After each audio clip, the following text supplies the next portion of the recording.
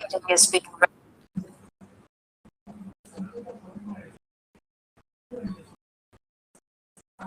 I'll go through it. Sorry for not starting the recording. So individual psychology, as I already told, it's alter அப்படின்றவர் வந்து formulate பண்ணாரு இந்த ஆல்டேரியன் therapy. அது வந்து individual சைக்காலஜியை base பண்ணுது. He is not into not supportive to Freud's ego and super ego things. So வந்து அவர் என்ன சொல்றாருன்னா, ஹியூமனோட பிஹேவியர் வந்து biological traits and external environment அதை பேஸ் பண்ணி தான் ஹியூமன் பிஹேவியர் வந்து வடிவமைக்கப்படுது அப்படின்னு. இன்னொரு தேர்ட் எலிமெண்ட்டும் இருக்கு. அது என்ன சொல்றாங்கன்னா, attitude towards life. Attitude toward life is composed of a delightful combination of individual human choice and individual sense of purpose. So நம்மளோட ஆட்டிடியூட் ஆட்டிடியூட்னா என்னன்னா, நம்மளோட கண்ணோட்டம், வாழ்க்கையை பத்தின ஒரு கண்ணோட்டம் எப்படி இருக்கும்னா, நம்மளோட சாய்ஸ் அண்ட் சென்ஸ் ஆஃப் பர்பஸை பேஸ் பண்ணி தான் நம்மளோட வாழ்க்கையை பத்தின நம்மளோட ஆட்டிடியூட் இருக்கும். ஸோ இவங்க வந்து Adlerian therapists are interested in purpose of clients behaviour. அவங்க கிளைண்ட் பிஹேவியரை தான் வந்து ரொம்ப இதுவா பார்ப்பாங்களே தவிர வை கொஸ்டின்ஸும் கேட்பாங்க. But they are much interested in observing on clients behavior. So இந்த ஆல்டேரியன் தெரப்பி வந்து சில ஹியூமன் பிஹேவியரோட அசம்ஷன்ஸை பேஸ் பண்ணி தான் அதை பில்ட் பண்ணியிருக்காங்க. ஸோ ஒரு 10 அசம்ஷன்ஸ் என்ன, holism, humans are a single complete unit. நம்ம வந்து ஒரு அவங்கள பார்ட்டா எப்படியும் நம்ம பிரிச்சு பார்க்க வேண்டாம். As a human they are complete unit. And then superiority striving, they are வந்து யூஸ்வலி நம்ம வந்து ஏதாவது பிரச்சனை வந்தாலும் விழுந்தோனாலும் எழுந்து நின்று ஓடுறதுக்கான அமைப்பு தான் நம்ம கிட்ட இருக்கு. It's our inbuilt trait. எல்லா ஹியூமன்ஸும் வந்து we are superiority striving. And then purpose, every human behavior is purposeful. நம்ம வந்து ஒரு கோல் வச்சுட்டு அதை நோக்கி தான் எல்லாருமே ஓடுவோம். ஸோ இந்த கோல் செட்டிங் அண்ட் அதை நோக்கி ஓடுறது வந்து it's our basic trait. And community feeling, we are always interested in moving towards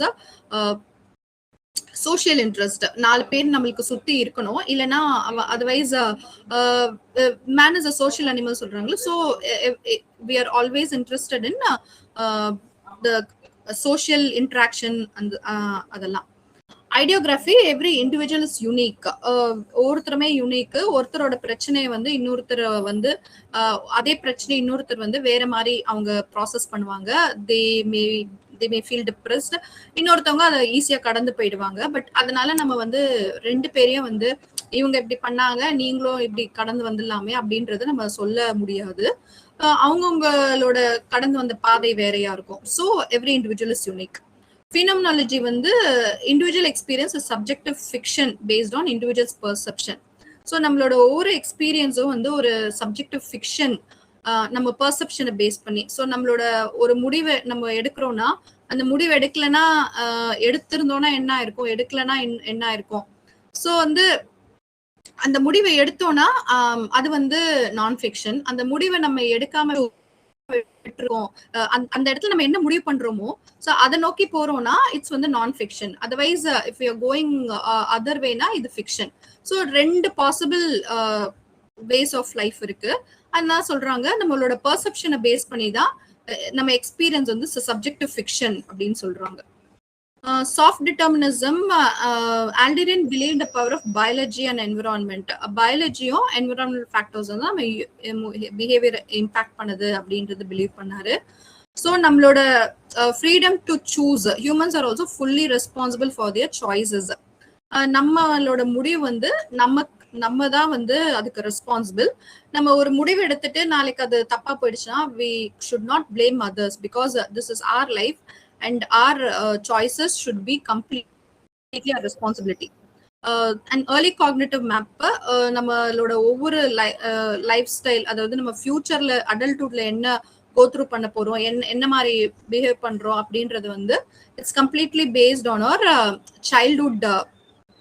இல்ல நம்ம எப்படி வளர்க்கப்பட்டிருக்கோம், இல்ல சைல்ட்ஹுட்ல நம்ம என்ன மாதிரி கண்டிஷன் கோ த்ரூ பண்ணிருக்கோன்றது. If we are not raised, நம்மளுக்கு கஷ்டமே காமிக்காம வளர்த்துருந்தாங்கன்னா நம்மளுக்கு பெருசானாலும் அந்த கஷ்டமே தெரியாது. So even in adulthood we behave as like நம்மளுக்கு கஷ்டம், அந்த கஷ்டம் தெரிஞ்சுக்காம எப்படி வந்து சின்ன வயசுல செலவு பண்ணிட்டு இருந்தோமோ அதே மாதிரிதான் அந்த இது வந்து வரும். And then optimism. Alder was an optimist. எப்பவுமே வந்து he was not into negative energy, negative thinking. அந்த மாதிரிலாம் அவர் இது யோசிக்கல. ஹியூமன்ஸ் வந்து ஒரு பாசிட்டிவ் திங்கிங் என்டிட்டியா தான் அவர் பார்த்தார் ஆல்வேஸ். ஸோ தென் வந்து ஜென்ரல் தெரப்பட்டிக் ஸ்ட்ராட்டஜி. ஸோ ஆல்டேரியன் வந்து அந்த அவரோட தெரப்பட்டிக் ஸ்ட்ராட்டஜி வந்து ரொம்ப சிம்பிள். வந்து ஒரு எப்பவுமே என்ன சஜஸ்ட் பண்ணது வந்து ஃப்ரெண்ட்லி சப்போர்ட்டிவ் மாடலா தான் இருக்கணும் கிளைண்ட்ஸ்க்கு. என்கரேஜ் பண்ணணும் கிளைண்ட்ஸ்க்கு டு அவங்களோட ஃபேத், அவங்களோட பொட்டென்ஷியல் அதை ரியலைஸ் பண்ற மாதிரி அவங்கள என்கரேஜ் பண்ணணும் அப்படின்னு சொல்றாரு. To help clients have insight into their style of life and fictional finalism. அவங்களுக்கு இன்னும் கொஞ்சம் வாழ்க்கையில புரிதல் கொண்டு வரணும். அவங்களோட லைஃப் ஸ்டைல் எப்படி இருக்கு அது வந்து அவங்க ரியலைஸ் பண்ணணும். இப்போ ஒருத்தவங்க கஷ்டமே தெரியாம வளர்க்குறாங்கன்னா அவங்களுக்கு அந்த மாதிரி இல்ல. ஃபிக்ஷனல் ஃபைனலிசம்னா அந்த ஃபிக்ஷன்னா வந்து இட்ஸ் அன் இமேஜினரி திங். அதை வந்து அவங்களுக்கு புரிய வைக்கணும், ரியாலிட்டியை புரிய வைக்கணும், அதுதான் மீனிங். ஸோ அது வந்து ஒரு என்ன சொல்றது டீப்பர் இன்சைட், அவங்களோட தாட் ப்ராசஸை ப்ரோவோக் பண்ணி அதுக்கப்புறம் அதை புரிய வைக்கணும். அதுக்கு வந்து நம்ம ஹெல்ப் பண்ணணும் தெரபிஸ்ட்ன்றாரு. Help clients modify the basic mistakes using a broad range of educational procedures. So அவங்களோட மிஸ்டேக்ஸ் எல்லாம் நம்ம வந்து கன்ஃபரண்ட் பண்ணாம ஒரு மெட்டஃபர் ஒரு ஸ்டோரி ஒரு சம் புக் ரீடிங் அது மூலமா வந்து அவங்களோட மிஸ்டேக்ஸை வந்து நம்ம மாத்திக்கிறதுக்கு ட்ரை பண்ண வைக்கணும் அப்படின்ற மாதிரி சொல்றாரு. இதுதான் வந்து இவரோட ஜெனரல் ஸ்ட்ராட்டஜி. ஸோ இது வந்து 4 phases ஆஃப் தெரப்பட்டிக் இது வந்து ப்ராசஸ் வந்து அவர் ஃபார்முலேட் பண்றாரு. ஸோ இந்த ரிலேஷன்ஷிப் ஃபர்ஸ்ட் என்ன சொல்றாருன்னா ஃபார்ம் அ தெரப்பட்டிக் ரிலேஷன்ஷிப். நம்ம ரிலேஷன்ஷிப் வித் பேஷன்ஸ் எப்படி இருக்கணும்னா it should be by listening and caring. First listen பண்ணணும். ஒரு தெரபிஸ்ட்னா always we should listening is our primary skill. So வந்து லிசன் பண்ணணும். அதே சமயத்துல நம்ம வந்து வி ஆர் கேரிங் அப்படின்றதும் வந்து அவங்களுக்கு தெரியணும். ஸோ அது நம்ம பண்ணிட்டோம்னாலே ஒரு நல்ல ஒரு தெரப்பட்டிக் ரிலேஷன்ஷிப் ஃபார்ம் ஆகும். Then only the clients will open up. என்ன ப்ராப்ளம் இருக்குன்னா அது அன்டில் தென் ஒரு நம்பிக்கை வராத வரைக்கும் தே won't open up. So of all types of therapists, Alderians may seem most like friendly teacher and student relationship. So இந்த therapist எல்லாம் வந்து எப்படி இருப்பாங்கன்னா ஒரு friendly teacher and student relationship மாதிரி தான் இருக்கும். ஸோ இவங்க ரொம்ப இதுவா இருக்க மாட்டாங்க. They will be very carrying, friendly, ஒரு பொலைட் அந்த மாதிரி இருப்பாங்க. ஸோ இந்த therapist take steps to enhance collaboration and communicate interest in the client as a person. So அவங்க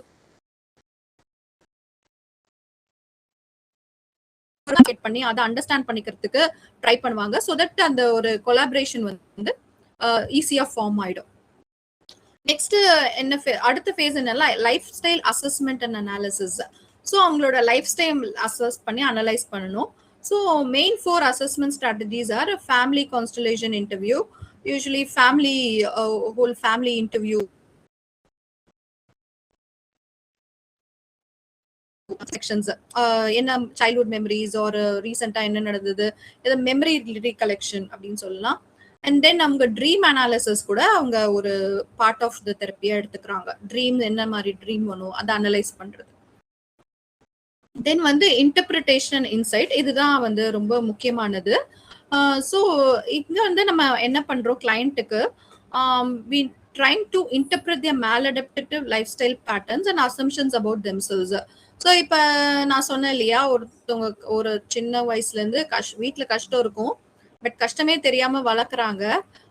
சின்ன வயசுல என்ன கேட்பாங்க, ஒரு சாக்லேட் கேட்கலாம், ஏதாவது ஒரு டாய் கேட்கலாம், அந்த மாதிரி கேட்கலாம்.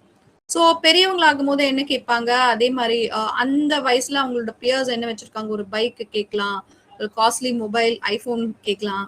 சோ அந்த மாதிரி அவங்களுக்கு அந்த கஷ்டமே புரியாது. அவங்களுக்கு எப்படி சின்ன வயசுல கஷ்டமே தெரியாம எல்லாமே வாங்கி குடுத்தாங்களோ, சோ பெருசானாலும் அவங்க அம்மா என்ன அண்டர்கோ பண்றாங்க, அப்பா என்ன அண்டர்கோ பண்றாங்க அது தெரியாது.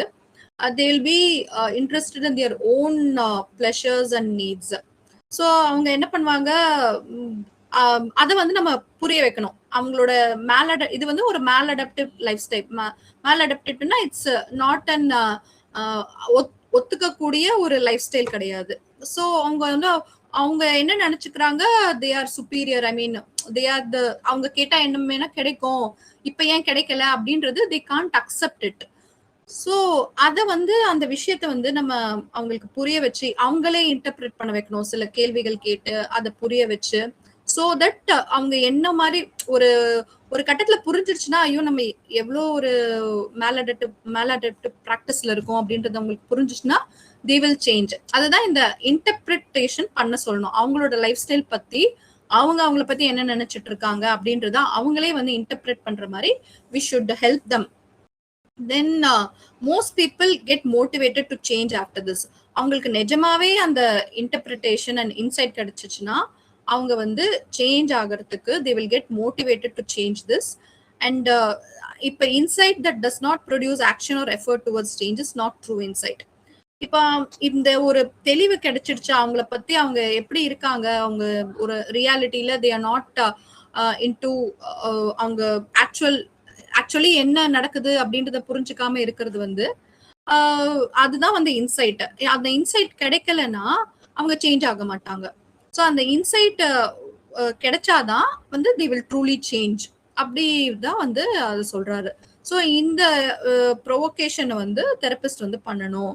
என்ன ப்ராப்ளம் அப்படின்றத வந்து அவங்களே அவங்க புரிஞ்சுக்கணும் அப்படின்னு சொல்றாரு.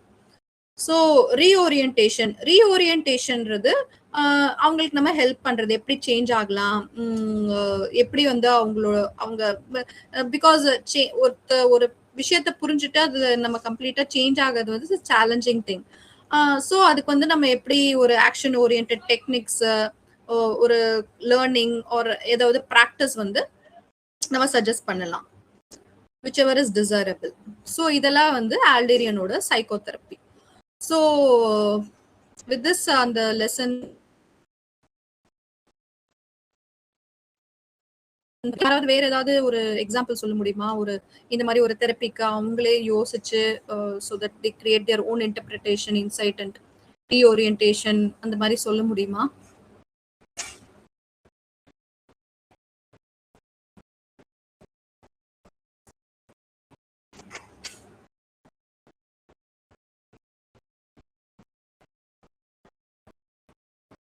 Can you tell some example like this? நான் சொன்ன மாதிரி ஏதாவது ஒரு எக்ஸாம்பிள் சொன்னீங்கன்னா பெட்டரா இருக்கும். ஏதாவது ஒரு கேஸ் ஸ்டடி உங்களுக்கு நீங்க எங்கேயாவது படிச்சது, இல்ல உங்களோட ரியல் லைஃப் சிச்சுவேஷன் அந்த மாதிரி பார்த்தது.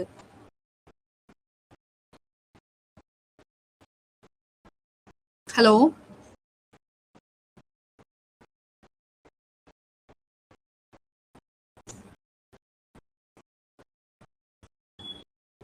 ஹலோ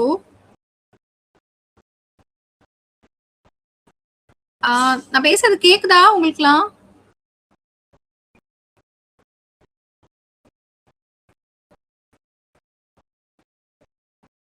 ஹலோ யாராவது ரெஸ்பாண்ட் பண்ணுங்க, கேக்குதா இல்லையா சொல்லுங்க. நீங்க பதில் கூட சொல்ல வேண்டாம்.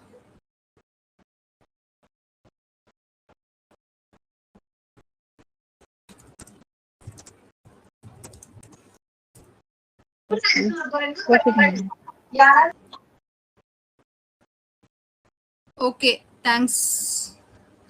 Okay fine. ஓகே யாரோ எக்ஸாம்பிள் சொல்லுனா I will moving on to the next lesson.